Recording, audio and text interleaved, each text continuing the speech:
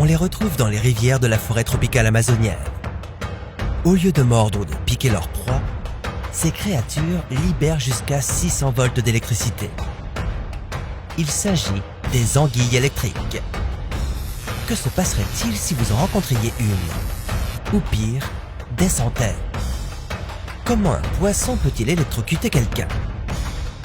Quelles sont les conséquences d'une décharge sur votre corps? Et est-ce que quelque chose comme ça s'est déjà produit auparavant? Voici Et si.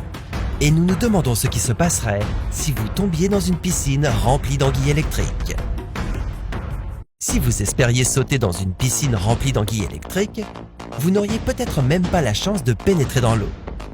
En effet, si les anguilles vous aperçoivent debout à l'extérieur de la piscine, elles pourraient sauter et vous électrocuter.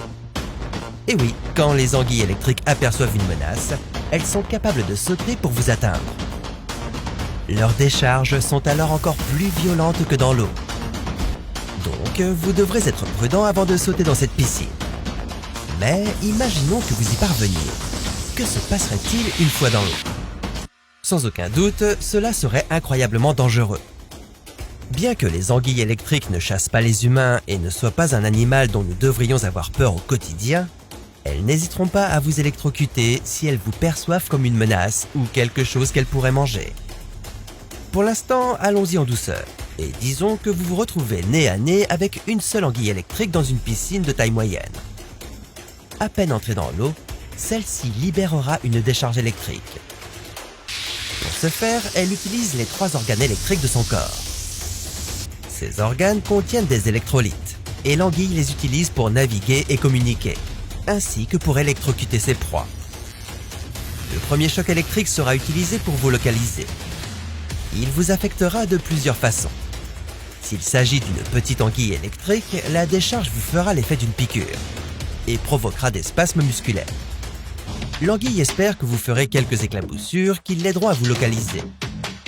Une fois que cela se produit et que l'anguille vous a repéré, elle libérera une deuxième décharge électrique. Si le choc provient d'une anguille adulte de taille normale, il sera égal à 600 volts d'électricité. Ce choc ne vous tuera peut-être pas sur le coup, mais il aura de graves conséquences. Au début, vous subirez une perte de contrôle musculaire.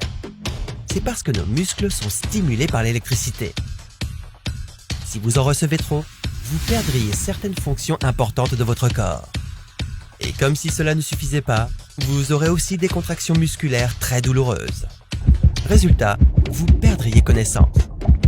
Oh, rappelez-vous que vous êtes dans une piscine. Donc si vous vous évanouissez, c'est la noyade assurée. Il suffirait alors de 60 secondes seulement pour mourir. Mais si vous parveniez à vous en sortir avant, vous pourriez peut-être survivre. Bien qu'avec des chocs aussi puissants, les effets secondaires se feront ressentir plusieurs mois, voire plusieurs années. Ils peuvent comprendre des brûlures, des cicatrices et encore plus de spasmes musculaires. Rappelez-vous qu'il ne s'agissait que d'une seule anguille électrique, et elle était plutôt mortelle. Et si on mettait 100 anguilles électriques dans une piscine? Eh bien, cela signifierait une mort instantanée dès que vous sautez dedans. En effet, les anguilles électriques ne sont pas vraiment sociables. Si vous réunissez 2 anguilles dans un petit aquarium, elles s'attaqueront constamment et libéreront des décharges électriques. Donc, si nous décidions de mettre 100 anguilles électriques dans une piscine, l'eau serait remplie par un barrage constant de battements de poissons et des milliers de volts d'électricité. Bonne chance pour sauter dans cette piscine. En conclusion, sauter dans un bassin rempli d'anguilles électriques est presque synonyme de peine de mort immédiate. Mais qu'en est-il d'une piscine remplie de requins?